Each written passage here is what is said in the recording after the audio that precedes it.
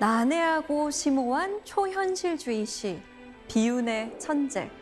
이런 수식어를 들으면 떠오르는 이가 있으실 겁니다.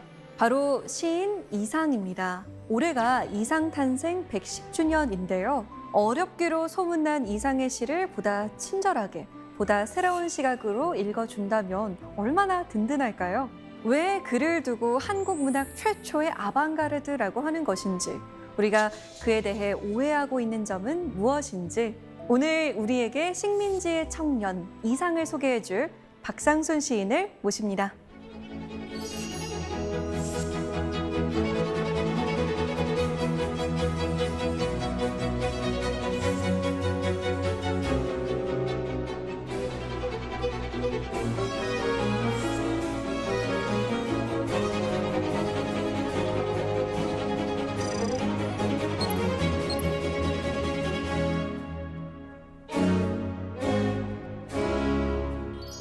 네, 선생님 반갑습니다. 사실 저도 이상의 시를 몇 번이나 제대로 읽어보려고 하다가 하고 그냥 덮었던 기억들이 있거든요. 좀 어려운 것 같아요. 네, 과거의 관점으로 또 일반적인 관점으로 보면은 어렵지만 또 오늘의 관점 또 새로운 관점으로 보면 훨씬 더 이해하기가 쉬운 그런 시인으로서 이중성 갖고 있습니다. 탄생 110년이지만 여전히 많은 이들에게 영감을 불어넣고 있는 시인 이상, 아니 청년 이상을 지금부터 함께 만나봅니다. 강연 잘 부탁드립니다.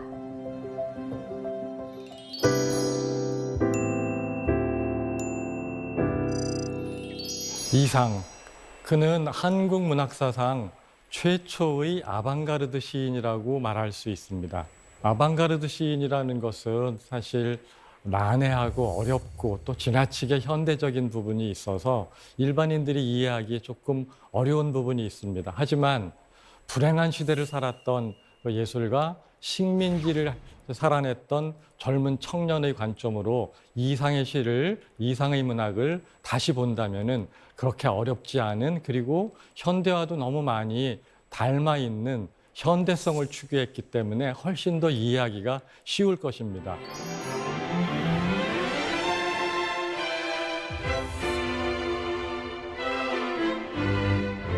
이상은 1910년 9월 서울에서 태어났습니다. 서울 경복궁 바로 옆 사직동에서 태어났는데, 그가 태어나기 한 달 전에 대한제국은 일본에게 주권을 빼앗겨서 몰락하게 됩니다. 결국 이상은 단 한 번도 독립된 국가, 제대로 된 대한민국이라는 정체성의 그런 사회 안에서 살아본 경험이 없이 오직 식민지 시대만을 살아갔던 그런 청년이었습니다.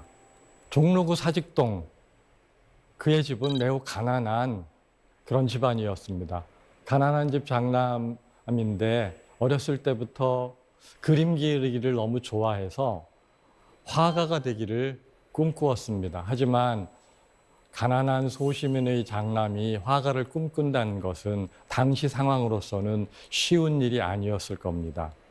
이상이 아까 말씀드린 것처럼 서울 한복판 경복궁 바로 옆 사직동에서 태어났다라는 사실은, 사실 지금 우리는 모두 도시 생활을 하고 있지만 당시의 상황과 견주어 본다면은 다른 시인, 소설가, 작가들과는 유년 시절의 경험, 그리고 살아온 시절의 경험이 많이 다르다, 이런 거를 느낄 수 있습니다.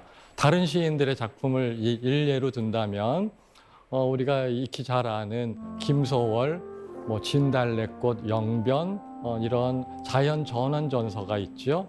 정지용은 모더니즘 시인임에도 불구하고 충청북도에서 태어나신 분이거든요. 그래서 넓은 벌 동쪽 끝으로 이렇게 이야기하는 그 향수, 이런 시 보면은 전원적인 정서들이 표현되고 있습니다. 이런 특징이 바로 이상 문학을 이해하는데 과거에는 훨씬 더 난해하고 어려움을 가중시키는 그런 요소로 작용했습니다. 전원정서, 자연풍경 이런 것이 아니라 도시적 삶, 도시적 정서 이런 것들을 다루다 보니까 당시에 많은 사람들의 일반적인 눈높이에는 조금 벗어날 수밖에 없었던 것이지요. 이상은 어린 시절부터 사실 화가가 되기를 꿈꾸었지만 가난한 집의 장남이기 때문에 집안의 반대, 본인이 생각해도 형편상 여의치 않음을 잘 알고 그래도 그중에서 미술과 가장 가까운 전공이 무엇일까 고민 끝에 건축과라는 학과를 진학하게 됩니다. 이상은 경성고등공업학교라는 학교의 건축과에 진학합니다. 경성고등공업학교는 해방 이후에는 서울대학교 공과대학으로 이름이 바뀐 그런 학교입니다. 지금으로 바꿔서 말한다면 서울대학교 공과대학 건축과의 전신인 그런 대학에 이상이 입학했던 것입니다. 그래서 이상은 여기에 다시 그림을 그리고 싶어하는 회화적인 정서에다가 건축은 이렇게 직선, 사선 이런 것들을 그리면서 구조역학으로 무게를 지탱해서 건물을 올리는 이런 수학적인 기법들, 방식들이 적용이 되는 분야를 또 공부했기 때문에 회화적인 경향에다가 수학적, 공학적 이런 객관적인 논리적인 시선이 또 더해져서 결국 서양의 모더니즘, 모더니티 이렇게 이야기할 수 있는 부분에 훨씬 더 가깝게 변할 수밖에 없는 그런 상황을 경험하게 됩니다. 그런데 이상은 이 조선총독부 내무국 건축과의 정식 직원으로 근무했었습니다. 조선총독부 건축과에서 한반도 내에 있는 괜찮은 학교 건축과 학생 한 명을 특별 채용하기로 하는 내부 규약을 가지고 있었습니다. 그런데 어느 해에 경성고등공업학교 건축과 수석 졸업인 조선인 학생이 나타났던 것이지요. 그래서 이상은 조선총독부의 정직원이 되는데 사실 총독부의 입장에서는 그리 곱지 않은 시선이었을 것으로 판단이 됩니다. 어쨌든 이상은 조선총독부를 몇 년 다니다가 조선총독부에 사표를 내고 사직을 합니다. 그리고 이 사직한 이후부터 시인, 화가 이런 쪽으로 예술가로서의 본격적인 길을 걷기 시작합니다. 총독부 사직한 그 해에 이상은 조선미술전람회라는 화가들의 등용문인 그런 전람회가 있는데 여기에 작품을 보내서 입선작으로 결정되었고 입선작들이 이제 또 전시가 되는 그런 화가로서의 경력을 본격적으로 시작하게 되는 그런 경험을 갖게 됩니다. 이상의 문학에는 이런 화가로서의 이상을 이해하지 않고서는 접근하기 어려운 또 다른 지점이 하나 놓여지게 됩니다. 이상이 또 시인으로서 등단하는 데에는 정지용이라는 시인이 결정적인 역할을 합니다. 정지용이 이상의 작품을 보고 특이한 작품을 써왔구나 하면서 그의 작품을 게재하도록 하는 한국문학 등단에 결정적인 역할을 했다 이렇게 볼 수 있습니다. 그리고 정지용 시인은 시인 김기림 등과 함께 구인회라는 그런 모임을 문학단체를 꾸리고 있었습니다. 이상은 나중에 정지용 시인의 또 추천에 의해서 구인회의 정식 회원으로 가담하게 됩니다. 당시는 1930년대인데 이때에는 낭만주의적이고 서정적이고 전원적인 정서를 다루는 그런 서정시의 경향이 한 부류 크게 작동하고 있는 부분에 또 반대쪽에서는 프롤레타리아 사회주의, 계급혁명, 사회혁명, 정치적인 혁명 이런 것들을 문학예술의 목표로 삼고 있는 작품들, 소위 참여문학이라고 하는 것들이 막 등장해서 활발하게 그 의견들이 개진되고 있었던 시절이었습니다. 이상과 김기림, 정지용이 함께한 구인회는 모더니즘이라는 새로운 경향을 강하게 강조하는, 그래서 낭만주의와 감정적 경향은 구시대의 것이니까 새로운 경향으로 바뀌어야 한다라는 적극적인 입장을 취하고 있고, 또 한편으로 문학예술이 사회 변혁이나 정치적 변화의 수단과 도구의 이차적 존재가 될 수 없다. 문학예술이 자율적인 조건을 가지고 그것만으로서의 새로운 전개를 꾀해야 한다라는 입장을 강하게 갖고 있는 것, 이것이 바로 모더니즘의 특징입니다. 이 모더니즘의 경향 내에서 이제 이상은 문제작 오감도라는 작품을 발표하게 됩니다.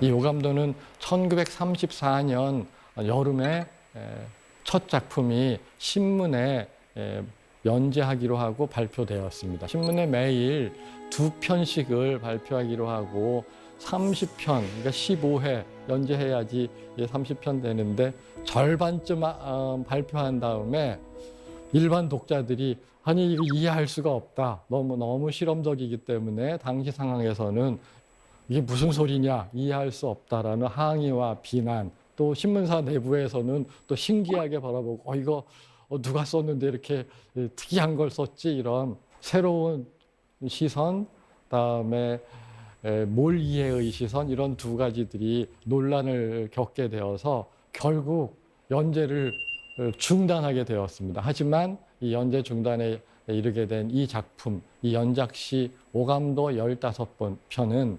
이상문학을 대표하는 가장 대표적인 작품이 되었고, 모더니즘, 초현실주의, 아방가르드 이런 것들의 경향을 앞서서 시도한 이상의 세계를 이해하는 핵심적인 내용들을 많이 담고 있습니다. 그의 시적인 특성, 특히 오감도가 갖고 있는 이 시들의 특징 중에 하나, 우선 실험적인 시각시라는 특징 때문에 어려움을 사람들은 느낄 수밖에 없습니다. 시각시라는 것은 활자의 배치, 글자를 크게 하고 작게 하고 배치를 좌우로 바꾸고 또는 도형 같은 그림들이 막 들어가고 하는 것들이 시 안으로 들어왔기 때문에 당시의 상황에서는 이해하기 어려웠던 부분이고, 또 다른 이상 작품의 특징은 초현실주의라는 것을 구사한다라는 뜻입니다.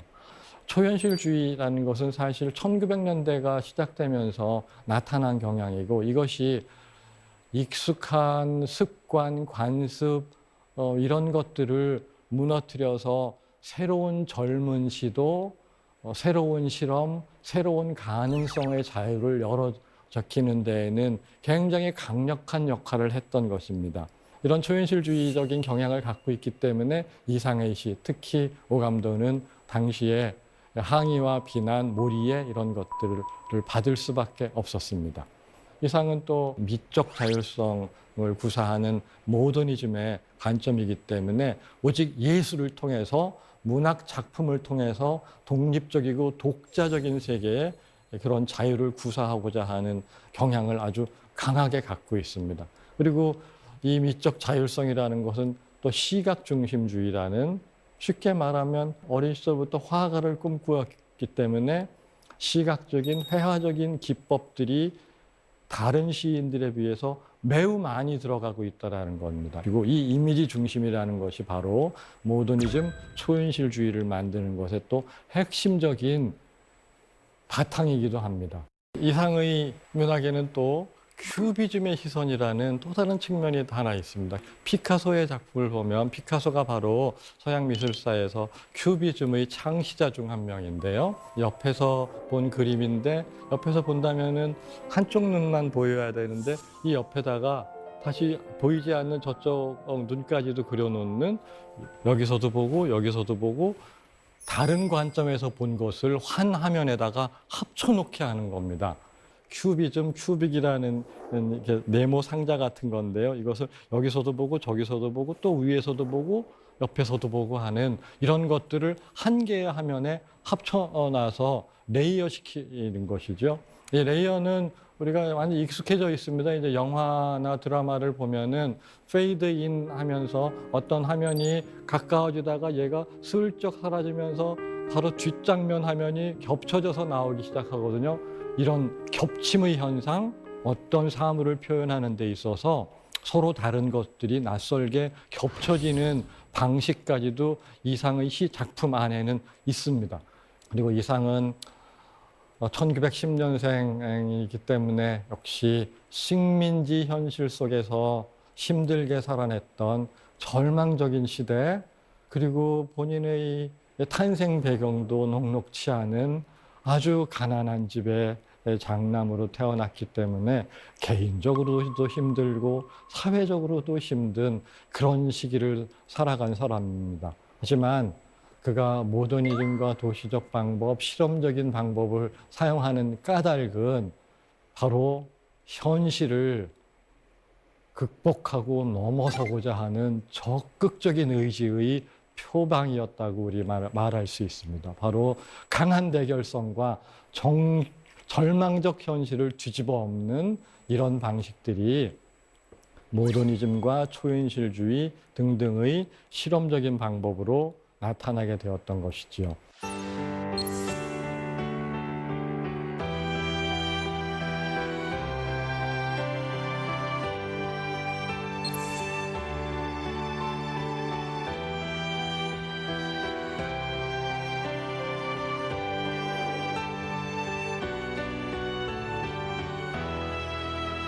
자, 그의 대표작인 이제 오감도 제1호, 이렇게 이 제목부터 한번 설명해 보겠습니다. 오감도라는 말은 사실 조감도라는 말을 오감도라고 해서 한 글자 바꿔치기 해가지고 변형한 겁니다. 이 변형과 바꿔치기가 이상한테는 매우 중요한 것입니다. 조감도는 건축물을 설계해서 건축물이 완공되기 전에 건축물 앞에다가 이 건축물은 이런 모습으로 완공될 것입니다 라고 해서 그림으로 이렇게 예시를 보여주는 그런 그림을 조감도라고 이렇게 말합니다. 이상이 이제 건축가를 나왔으니까 건축에서 쓰는 용어를 또 가져다가 슬쩍 바꿔치기 한 것이죠. 오감도의 오자는 저기 한자, 제가 오감도 옆에다가 이렇게 한자를 써놨는데 저 맨 윗부분에 가로획을 하나 더 그으면 세조자가 되고 한 획을 지우면 까마귀 오자가 되거든요.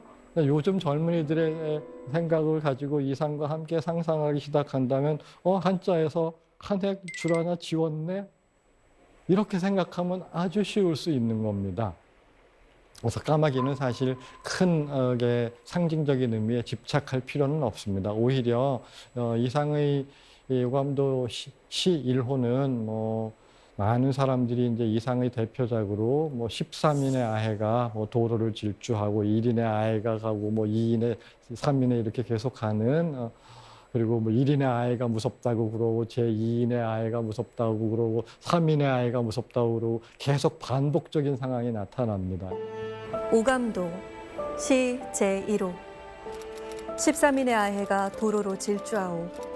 길은 막다른 골목이 적당하오. 제1의 아해가 무섭다고 그러오. 제2의 아해도 무섭다고 그러오. 제3의 아해도 무섭다고 그러오. 제13의 아해도 무섭다고 그러오. 13인의 아해는 무서운 아해와 무서워하는 아해와 그렇게뿐이 모였소. 다른 사정은 없는 것이 차라리 나았소. 결국 나타나는 건 별거 없습니다. 그냥 1인에서부터 13인까지 아이들이 나와서 달려가고 무섭다고 그러는 거, 그다음에 도로를 질주하고 막다른 골목이라는 것도 또 나옵니다. 이런 몇 가지 사실 이외에는 이게 무엇을 말하고 있지? 라고 하는 정보를 주지 않습니다. 계몽적, 교훈적인 의미로서의 정보가 이상의 오감도에는 존재하지 않습니다. 이것이 옳다라고 강하게 부르짖고 우리 이렇게 살아야 하지 않느냐? 인생의 의미, 참 의미는 이런 것이 아니냐라는 교훈적인 것들을 깔아놓지 않기 때문에 정보가 없이 마구 아이들만 왔다 갔다 하고 골목만 나오고 도로만 나오고 이런 상황이거든요. 이런 상황, 이 상황을 적극적으로 드러내는 것, 우리는 이미 그런 것들에 익숙해 있습니다. 이제 의미 부여를 누가 지나치게 하고, 야, 이건 이러니까 인생은 이렇고, 뭐 삶은 이렇고, 너는 그러니까 이렇게 살아야만 돼 하는 것보다는, 아, 오늘 상황은 이랬어 라고 우리가 이야기하는 게 훨씬 더 익숙한 시대가 되었지요. 그렇다면 이제 이상의 오감도시 1호를 완전히 해석해주는 방법은 아니지만 제가 그중에 한 가지만 좀 쉽게 설명한다면은 도로와 골목이라는 것이 무서운 아이와 함께 대비되어 있다. 이런 사실을 가지고 이상의 오감도시 1호를 본다면은 도로는 당시에는 일본 식민 통치를 강화하던 시기였기 때문에 철도를 놓고 도시를 다시 건설하면서 신도시를 만들던 시기였습니다. 도로를 만든다라는 것은 큰 것들이 만들어지는 것이고 이 큰 것들이 만들어진다라는 것은 정치적 의도, 경제 침탈과 수탈이 목적화되어 있지만 결국 그것을 수행하고 있는 것은 식민 제국주의가 한반도에 들어와서 서울을 장악하면서 그 장악의 현실화의 강력한 표본으로서 도로가 건설되는 것이죠. 하지만 골목은 그것과는 다른 시시한 길이지요. 꾸불꾸불해서 그냥 아이들이 뛰놀거나 별 볼 일 없거나 하는 골목들인데, 자, 그렇다면 조감도라는 한 원래의 의미로 돌아가 본다면 까마귀의 관점으로 이렇게 감은 내려다본다라는 감자거든요. 까마귀가 내려다본 것 같은 어떤 도시적 현실, 어떤 절망적 현실을 그린 그림들, 도자가 들어갔으니까 뭔가 그림 같은 미술의 역할, 시각시라고 말할 수 있는 시각시, 비주얼 포에트리라고 이렇게 설명할 수 있는 건데요. 아이들이 마구 질주하는데 당시에는 식민지 현실이기 때문에 도로에서 뛰어놓는 아이들의 상당수는 남루한 옷차림이거나 또는 정말 부모를 잃은 거지이거나 두 종류입니다. 이 아이들과 절망적인 아이들과 도로의 상황, 골목의 상황, 과거에는 아주 오랫동안 이런 도로들을 신장로라고 했어요. 새로 닦은 도로. 뭐 이런 상황들이 오감도에 그려지게 됩니다. 이런 상황이 그대로 직물적으로 드러나기 때문에 교훈적이지도 않으니까 당연히 무언 소리 하는 거냐라고 해서 이해할 수 없었고 비난받을 수밖에 없었던 것입니다. 이 시는 그 어려움 중에서 아마 최고조에 달하는 시가 될 것입니다. 오감도 이렇게 해놓고 환자의 용태에 관한 문제라고 써 있고 숫자 1에서부터 0까지 써서 가로 세로 늘어놓은 다음에 가로 세로 늘어놓은 것을 또 한번 이렇게 보이는 거를 이렇게 뒤집어 엎어 놨습니다. 그리고 그 뒤에다가 뭐 진단 0, 1, 그다음에 몇 년, 몇 월, 며칠, 책임 의사, 이게 이제 어떤 질병에 대한 현실적 진단서 이런 표현으로 책임이 의사 이상이라고 해서 자기 거기다 등장시켜 놨거든요. 이 남들이 볼 때 이게 뭘 진단한 거야? 뭐 왜 또 지 이름은 여기다가 써놨어? 환자의 용태에 관한 문제라고 처음 시작했는데 용태가 나쁘다는 건지 좋다라는 건지 알 수가 없지요.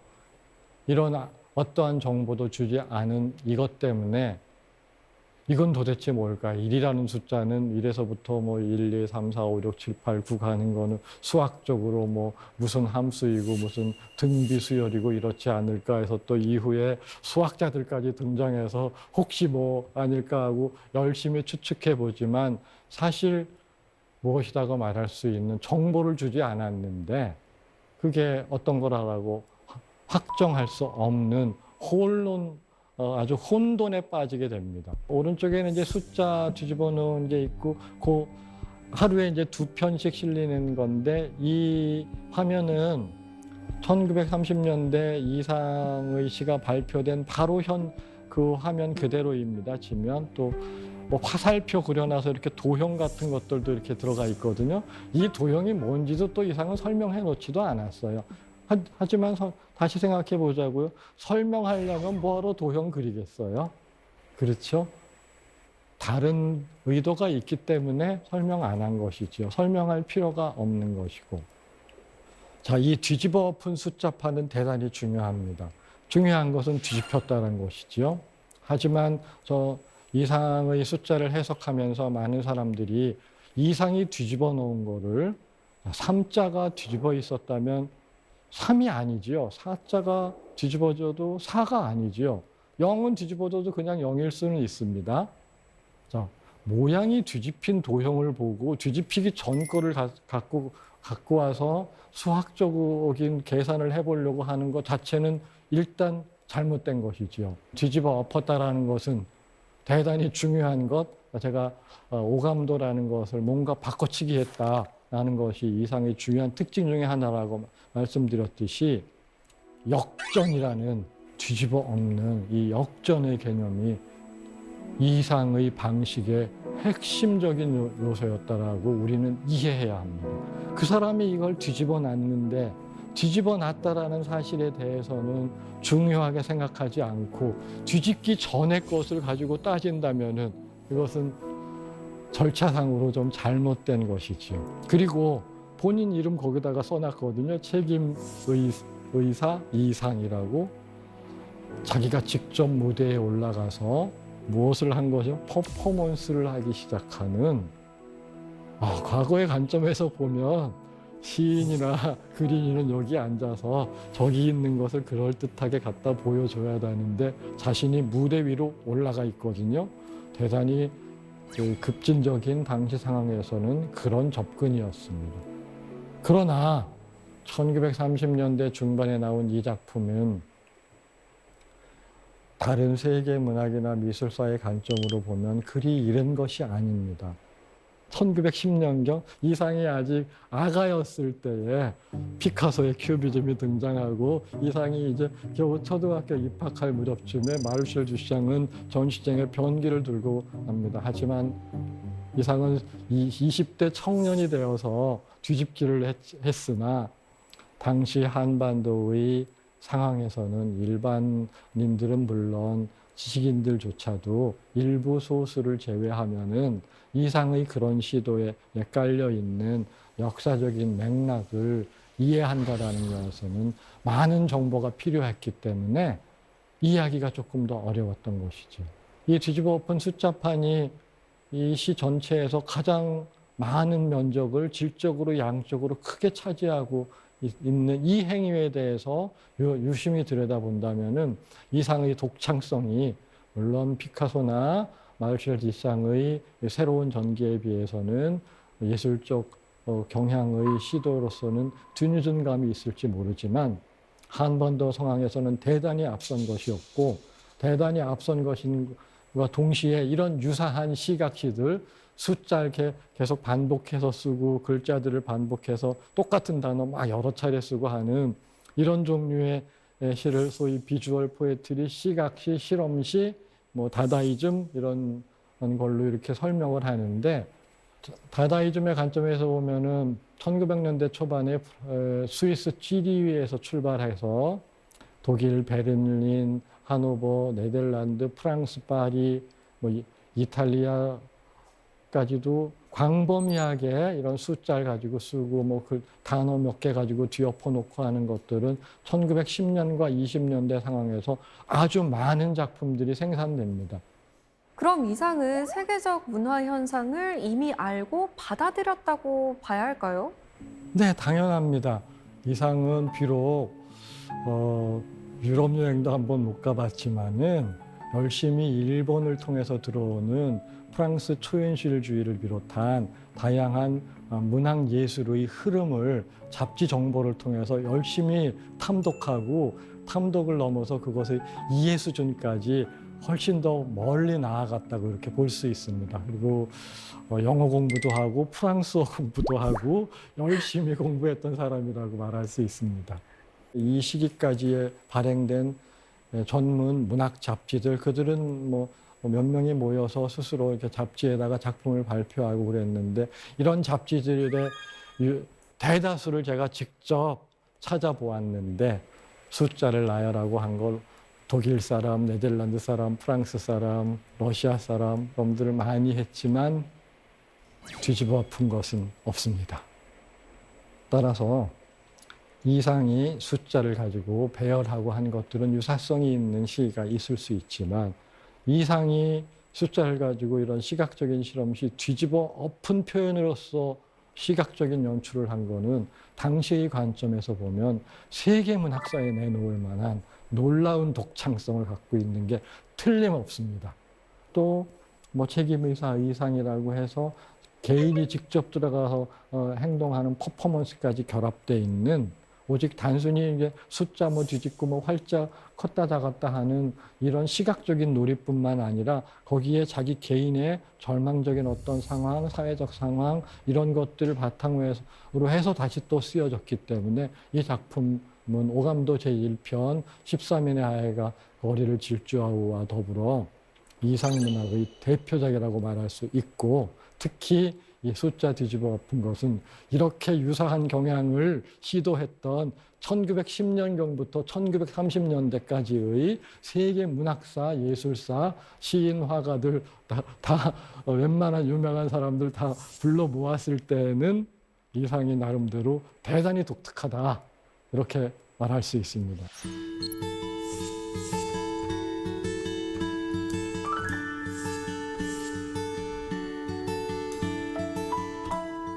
또 이상을 설명하면서 대표적으로 말할 수 있는 주요한 키워드가 거울이라는 게 있는데요. 거울 속에 나는 왼손잡이다. 뭐 내가 만지려고 해도 악수할 수도 없다. 이렇게 거울이 이렇게 뒤집혀 있고 역전돼 있는 거죠. 하지만 이런 거울에 대해서 우리는 오랫동안 다른 오해와 상징적인 의미 부여를 지나치게 했던 부분이 있습니다. 거울을 본다라는 것을 어떤 자아 정체성의 확인이나 자아 실현이나 이런 관점으로 이상이 거울을 보는 것들을 해석하려고 했고 그런 해석에 대한 이 이면에는 자아 실현, 자아 정체성, 뭐 사회적 정체성 이런 것들을 우선시하고자 했던 우리 사회의 도덕적, 윤리적, 사회적 체제의 의식이 들어가 있는 거거든요. 하지만 이상은 거울 그 자체를 보는 거고 사실 거울 보면 뒤집혀 있는 거잖아요. 내 오른손이 왼손인 것처럼 돼 있고 이런 직물적이고 물질적이고 있는 그대로의 대상을 열심히 들여다보는 차이. 그래서 모더니즘의 이 직물성이라는 건 대단히 중요합니다. 이상의 거울을 이렇게 직물적인 대상들, 물질적 대상들을 적극적으로 보여주고 있는데 이 거울 과연 정체성의 공간일까요? 자아 확인을 하려고 여러분들은 거울을 보십니까? 절대 안 그럴 것입니다. 거울을 가지고 우리는 무엇을 할까요? 물질적으로 물질적 확인을 하죠. 내가 오늘 머리가 좀 이렇게 기니까 앞으로 이번 주에는 못해도 잘라야 되겠네. 이런 물질적인 이미지를 가지고 확인을 하고서 점검하고 그 다음 단계 변신을 꿈꾸는 공간이지요. 사실 변신의 터전이고 변신의 출발점입니다. 누군가는 거울에 비친 나의 물질적 이미지, 소위 거울 이미지를 보고 아니야 이렇게 되면 너무 튀니까 엄마 말씀대로 얌전하게 입어야지 해서 과거의 수동적인 타협, 유니폼으로 다시 갈아입게 만드는 뒤돌아서게 만드는 과거 회귀형, 복귀형, 관습과 제휴형 이런 선택도 사실 합니다. 이 거울을 공간을 통해서 내가 나의 변신의 정도, 내 변신의 가능성, 나의 수동적 타협의 가능성, 사회적 관습과의 제휴의 범위 이런 것들을 우리는 아침 저녁으로 거울을 보면서 확인하게 될 것입니다. 그래서 이상의 거울은 개인의 변신의 공간인 동시에 사회적 변신의 정도를 가늠하는 그런 혁신의 현장이기도 합니다. 여기 이제 뭐 이상의 시가 거울을 소재로 해서 쓴 시가 3편 정도 되는데 한 편은 상당히 물질적이고 물리적인 거울 이미지 그냥 왼손만 이렇게 있다가 처음에 발표했던 시에는 초기작에는 그냥 악수할 수도 없는 차가운 공간 대립하고 있다가 오감도 연작에 있는 거울시에 있어서는 그 거울 거울 속에 나를 만나러 들어갑니다. 이런 구상 자체가 사실 초현실적인 구상인데 당시의 사정에서 보면 그런 발상과 접근법 자체가 낯설을 수밖에 없고 도대체 그런 발상은 뭐하러 해놨느냐라고 비난받을 소지도 있는 거죠. 요즘 같아서는 아마 유치원생 어린이들한테도 야, 거울에 있는 너 만나러 거울 속으로 이렇게 들어가 보자 하는 이야기를 가지고 짧게 재밌는 이야기를 쓴다면 훨씬 더 즐겁게 훨씬 더 이해하기 쉬울 거고 우리들의 이야기가 되었을 것입니다. 바로 이상은 이제 대면하고 있는 물질적 공간뿐만 아니라 대면하고 있는 그 이미지 속으로 침투해서 들랑달랑하거든요. 이 들랑달랑하는 무대, 새로운 무대를 하나 창조해낸 것이죠.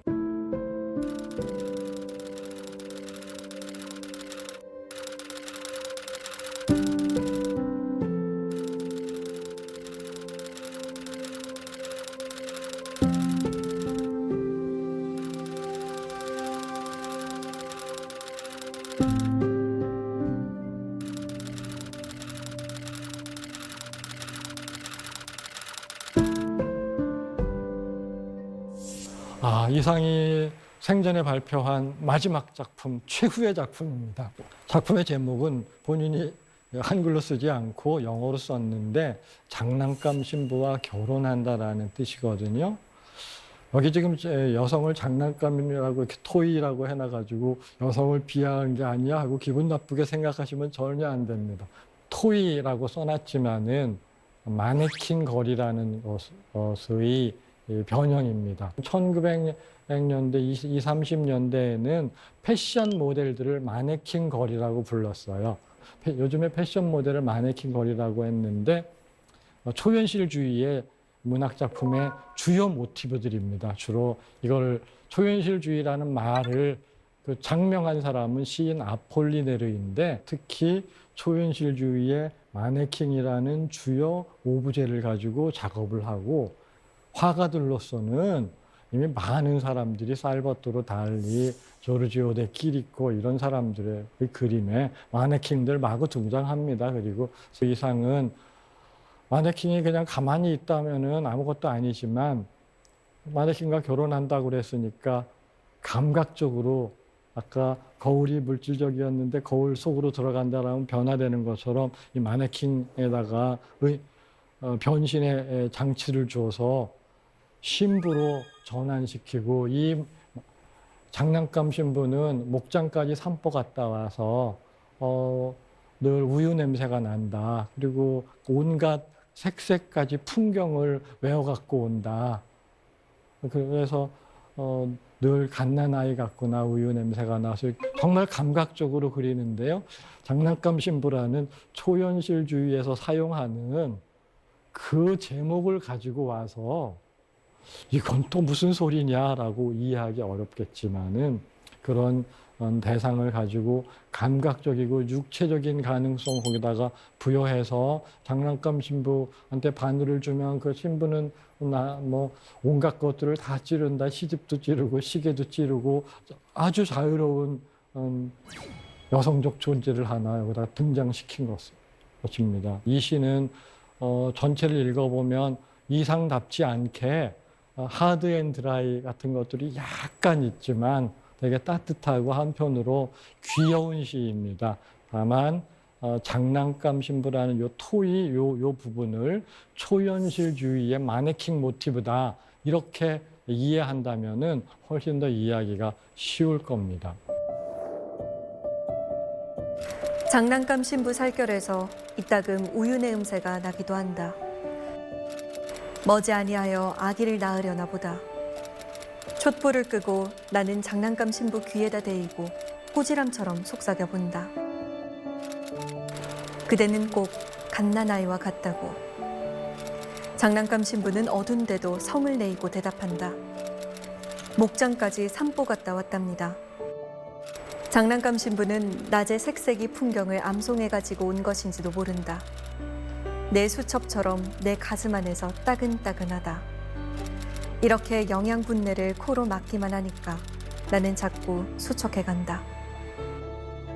화가로서의 이력에다가 시인의 이력까지 더해지니까 문학과 미술을 마구 넘나들고 건축까지도 거기 공부했으니까 거기 수학적, 공학적 이런 시선이 더해져서 이상은 정말 원본 그대로는 참 읽기 어려운 그런 복잡한 작품 세계를 갖고 있습니다. 특히 1910년생이기 때문에 옛날 사람이라서 그가 구사한 한국어에는 한자 어휘가 지금은 안 쓰는 한자 어휘가 너무 많고 동시에 과거에는 맞춤법 띄어쓰기라는 그 규정이 제대로 정비도 안 됐던 시절인데 거기다가 글자를 크게 했다 줄였다 했다 도형까지 집어넣으니까 띄어쓰기도 막 왜곡시키기도 하고 이상이 매우 서구적이고 도시적이고 현대적이지만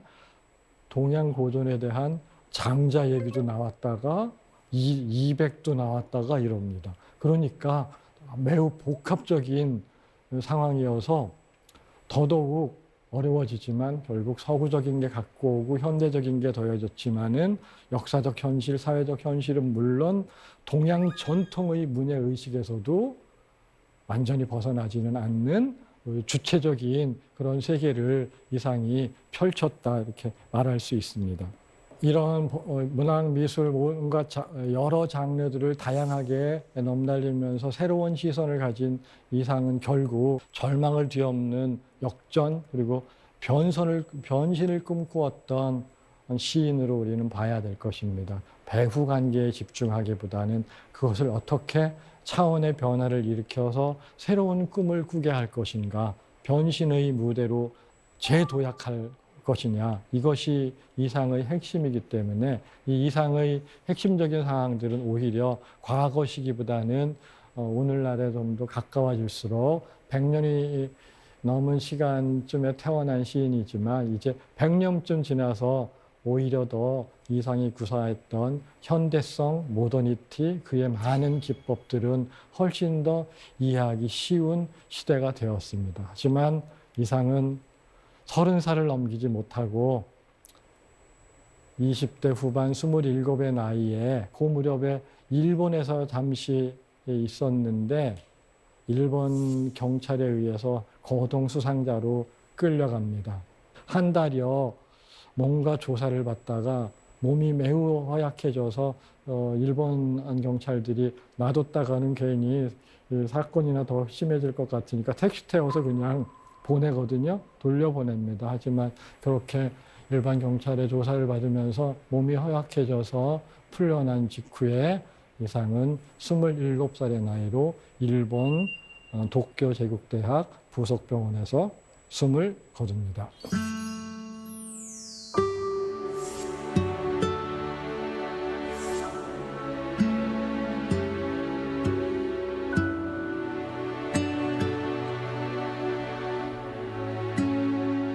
서른을 넘기지 못한 나이, 이 나이에 사망했기 때문에 안타깝게도 오직 청년 시절밖에는 살지 못했지만 그러나 또 한편으로 영원히 청년으로서의 마음을 오롯이 간직한 그런 젊은 시인, 무엇보다도 현대성의 의미를 훨씬 더 앞서서 몸소 실천한 청년 시인, 이런 젊음의 시인으로 우리는 이상을 영원히 기억할 수 있을 것이며 이 젊다라는 것은 새로운 혁신, 변신, 변화, 역전과 반전의 가능성을 결코 포기하지 않는 그런 사람, 그런 꿈을 가진 시인 이상, 이렇게 우리 모두 기억하게 될 것입니다. 이상에 대한 소개 여기까지 하고 마치도록 하겠습니다. 감사합니다.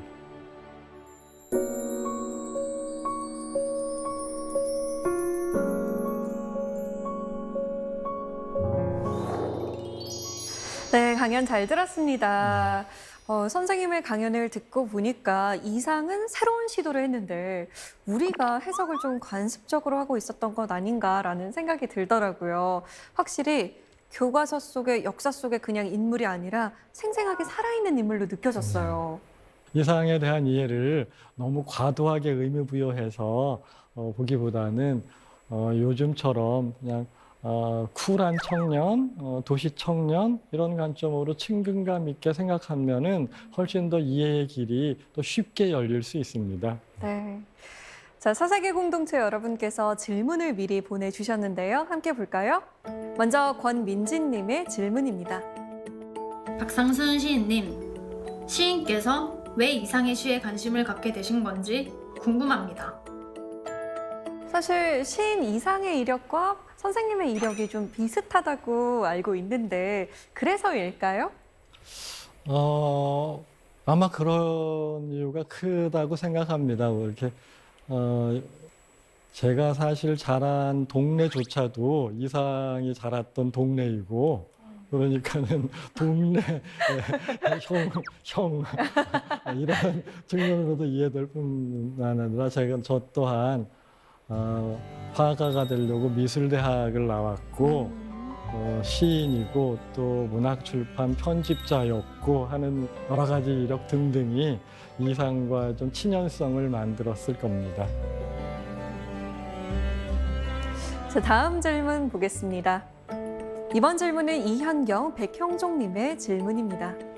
저만 그런 건지 모르겠는데 교과서 외에는 이상 선생님에 대해서 잘 모르는 것 같아요. 해외 시인들 중에서 이상과 견줄 시인이 있을까요?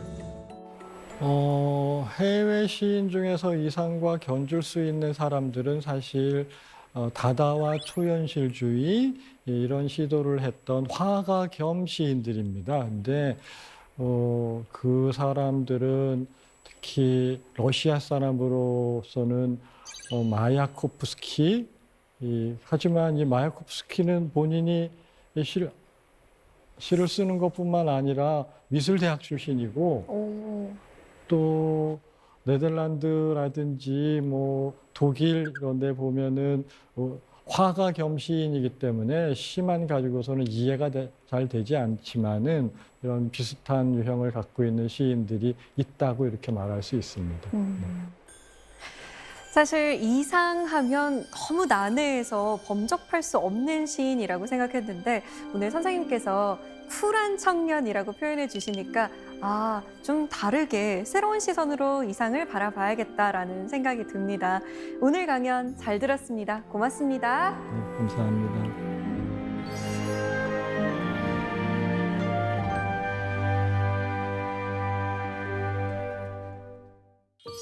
마음속에 묵직하게 자리 잡은 책 한 권쯤 다들 있으실 겁니다. 인생의 길잡이가 되어주거나 친구가 되어주는 책. 때로는 여행이 되기도 하고 연서가 되기도 하는 책. 독서의 계절이라는 이 가을, 볕 잘 드는 작은 동네 서점에서 책 한 권 골라보는 건 어떨까요? 사세계 공동체 습니다. 저희는 다음 시간에 찾아오겠습니다. 고맙습니다.